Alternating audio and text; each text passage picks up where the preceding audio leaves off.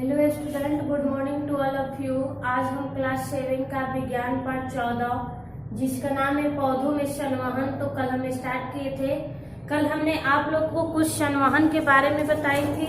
संवहन टॉपिक हम लोग पढ़ रहे थे। आइए इसमें का कुछ अलग टॉपिक देखते हैं, जैसे रंध्र, एस्टोमेट किसे कहते हैं। पत्तियों में जो रंध्र होता है एस्टोमेट,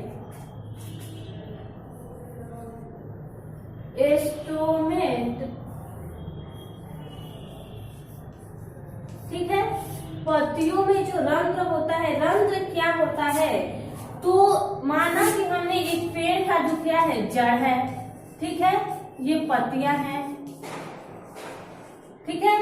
तो जिस जड़ के द्वारा जल को पेड़ अवशोषित करता है, जड़ को पेड़ क्या करता है, अवशोषित करता है, और उस जल को पौधे के प्रत्येक भाग में पहुंचाता है। तो पौधों के पत्तियों में, फूल में, डाली में, ठीक है। तो वहां पे इसका मतलब कि इसमें कहीं ना कहीं रंध्र है, छिद्र है। रंध्र यानी छिद्र है, जिसके द्वारा जल जो है पौधों के प्रत्येक भाग में पहुंच जाता है।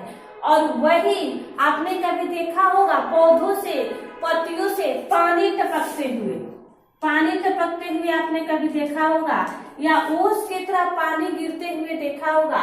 तो वो क्या है, वही ये वाला जल है, जो जल हमने पौधों में डाला था, पौधों की प्रगति के लिए, बढ़ने के लिए, हरा रखने के लिए। तो उस जल को जड़ जो है क्या किया, अवशोषित किया, और अवशोषित करके रंध्र एस्टोमेट के द्वारा पौधे के प्रत्येक भाग में पहुंचाता है। और वही जल जो है बूंद बन के पौधों से, पत्तियों से क्या करता है, नीचे की तरफ गिरता रहता है, ठीक है। तो यही है रंध्र की कहानी। आइए इसे लिखते हैं और समझते हैं।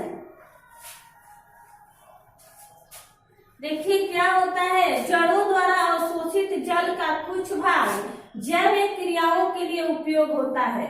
जड़ों द्वारा जल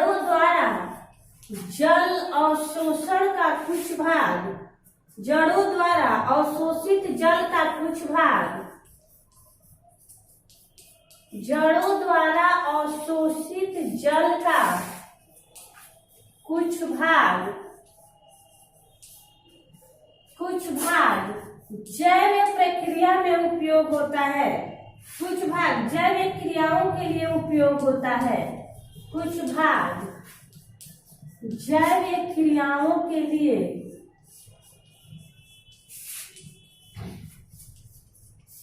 उपयोग होता है। जैविक क्रियाओं के लिए उपयोग होता है।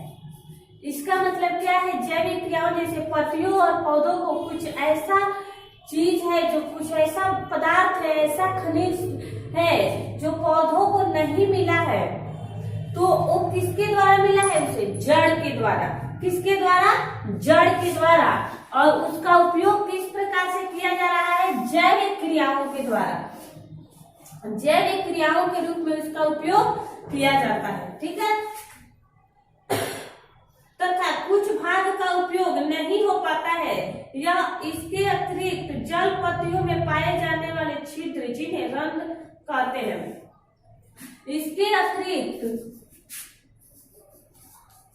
अतिरिक्त पत्तियों में पाए जाने वाले छिद्र, इसके अतिरिक्त पत्तियों में पाए जाने वाले छिद्र, पत्तियों में पाए जाने वाले छिद्र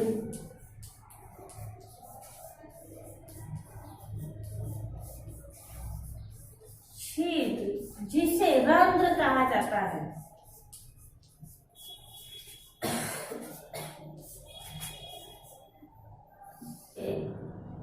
छिद्र जिसे रंध्र कहते हैं, जिसे रंध्र कहते हैं।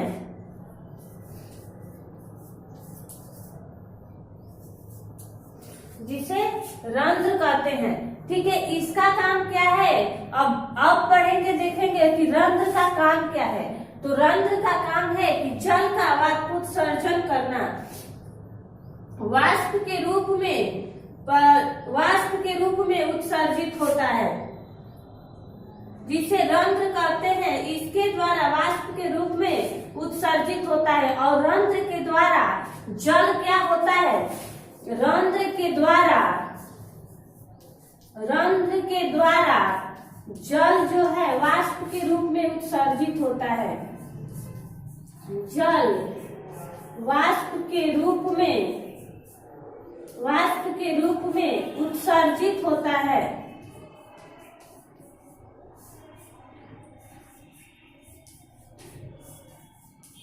ठीक है। अब देखेंगे उत्सर्जित क्या है। ठीक है। सबसे पहले हमने रंध्र देखा, तो रंध्र मतलब पत्तियों में जो छिद्र होता है उसे रंध्र कहते हैं। रंध्र का काम क्या है?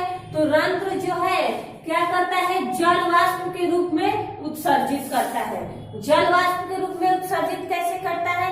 जैसे हमने किसी पौधे में पानी डाला और उस जल के द्वारा पानी जो है प्रत्येक भाग में पहुंच गया और पानी की बूंदें जब पौधों से टपकने लगती है तो वही हमारा क्या है? वाष्प का उत्सर्जन हो जाता है। वाष्प मतलब भाप का उत्सर्जन हो जाता है। अब देखिए वाष्पोत्सर्जन क्या है, आइए इसे मिटाते हैं। अब कह रहा है वाष्पोत्सर्जन। वाष्पोत्सर्जन क्या है? ठीक है। तो वाष्प के रूप में पत्तियों से जल का उत्सर्जन, वाष्प के रूप में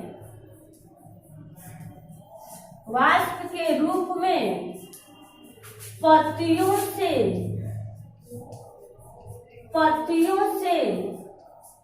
जल का उत्सर्जन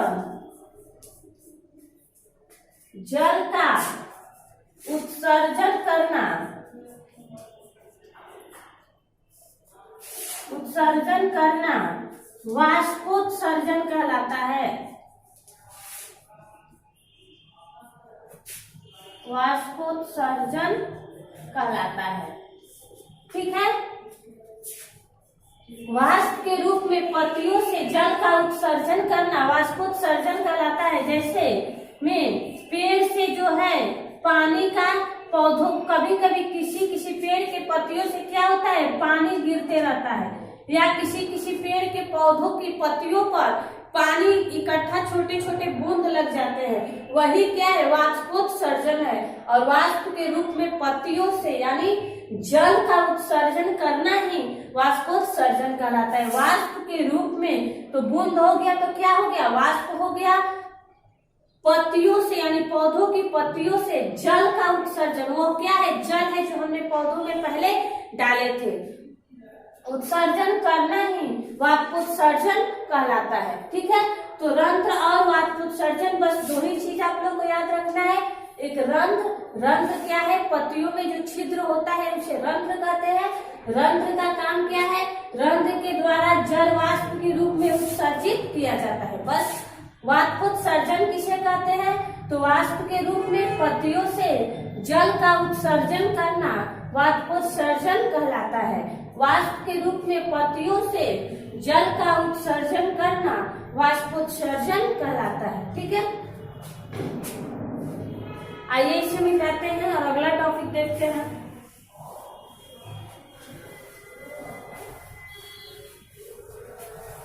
अगला कुछ इसमें टॉपिक है, देखिए वाष्पोत्सर्जन को प्रभावित करने वाले कारक। वाष्पोत्सर्जन को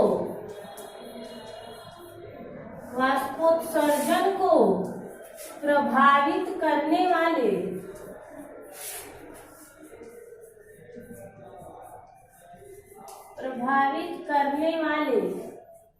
कारक। वाष्पोत्सर्जन को प्रभावित करने वाले कारक कौन कौन से हैं? तो पहला है सूर्य, तापमान, हवा, सूर्य, तापमान, हवा, आर्द्रता। सूर्य, तापमान, हवा, आर्द्रता, ये सब जो है क्या करते हैं? वाष्पोत्सर्जन को प्रभावित करते हैं। जैसे सूर्य कैसे प्रभावित करता है, अगर तेज धूप निकल गया तो तेज धूप से कभी वाष्प क्या होता है, अधिक हो जाता है, और कम धूप से कभी वाष्प क्या होता है, कम हो जाता है। तो इस प्रकार सूर्य के प्रकाश के कारण वाष्पोत्सर्जन क्या होता है, प्रभावित होता है। तापमान, कभी तापमान की आर्द्रता क्या होती है, बढ़ जाती है, और कभी घट जाती है। जैसे गर्मी के दिनों में तापमान क्या रहता है, बढ़ जाता है। गर्मी के दिनों में तापमान बढ़ जाता है, और ठंडी के मौसम में तापमान घट जाता है। तो इसके कारण भी वाष्पोत्सर्जन क्या होता है, प्रभावित होता है। हवा के कारण भी तापमान क्या होता है, वाष्पोत्सर्जन क्या होता है, प्रभावित होता है। हवा के बहने की दर बढ़ने से वाष्पोत्सर्जन की दर बढ़ जाती है। जैसे हवा बहुत तेज चलता है तो वाष्पोत्सर्जन की क्रिया भी क्या होती है, बढ़ जाती है, यानी तेज हो जाती है। ठीक है, तो हवा की दर पर वाष्पोत्सर्जन प्रभावित होता है। आर्द्रता से भी वाष्पोत्सर्जन प्रभावित होता है। कैसे, जब आर्द्रता का मान अधिक हो जाए, आर्द्रता बढ़ने पे वाष्पोत्सर्जन बढ़ता है, और आर्द्रता का मान घटने पे वाष्पोत्सर्जन घटता है। इस प्रकार इन चारों से वाष्पोत्सर्जन क्या होता है, प्रभावित होता है। यानी सूर्य, तापमान, हवा और आर्द्रता किसको प्रभावित करते हैं, वाष्पोत्सर्जन को। कभी बढ़ने और घटने की प्रक्रिया में, कभी अधिक तापमान कम तापमान की प्रक्रिया में। तो आज ये चैप्टर आपका खत्म हो गया।